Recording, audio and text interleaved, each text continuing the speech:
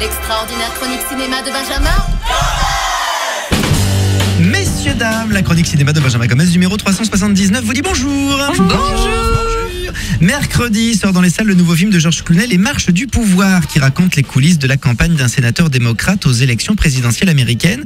Et alors je profite de l'occasion pour annoncer que la chronique cinéma de Benjamin Gomez a été élue meilleure chronique cinéma de 2011. Ah oui, par le magazine Benjamin Gomez Magazine. Ah si, il y a un très beau hors-série qui vient de sortir sur ce que je mange au petit-déj, 240 photos de céréales et de moi en pyjama quand j'en porte. Passionnant. On l'achètera.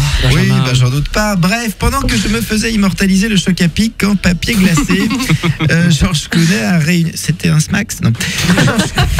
George Clooney a réuni une équipe de campagne 5 étoiles. Philip Seymour Hoffman en premier conseiller, Ryan Gosling en fidèle second et dans le camp adverse, Paul Giamatti et Marisa Tomei.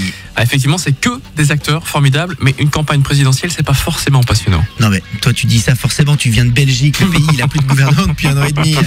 Et un coup bas. Bah oui, justement, les coups bas, c'est ce qui est génial dans une campagne. Là, Steven, le second du sénateur, est fidèlement attaché à son camp, même lorsque le conseiller du candidat républicain vient le draguer pour l'attirer dans les filets de l'ennemi. Rejoins-nous du côté obscur de la force. Tu vois, un petit peu le concept. Seulement voilà, cette simple conversation, bien que Steven refuse l'offre, provoque la colère de son boss. Un seul faux pas et tu sors de la course en politique. C'est des snipers, hein, les politiciens. S'ils visent bien, ils peuvent te flinguer une carrière d'un seul coup de fil.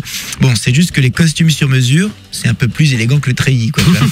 En tout cas, sous sa veste ajustée, j'espère qu'il a un gilet de sauvetage, le Steven, parce qu'il navigue en eau trouble. Et alors, si George Clooney, qui joue le démocrate, met en scène cette tragédie électorale, c'est surtout pour aborder des thèmes universels. La moralité, faut-il vendre son âme pour arriver à ses fins? La loyauté est-elle payante? Ah ouais, c'est digne de Shakespeare. Ouais, tu crois pas si bien dire, le film est adapté d'une pièce de théâtre. Les secrets sont nombreux, leurs révélations dangereuses, mais la seule chose qui soit un fait irréfutable, c'est le talent de George Clooney, un peu plus immense à chaque film. Les Marches du pouvoir, mercredi sur vos écrans. Bonne journée et bon film.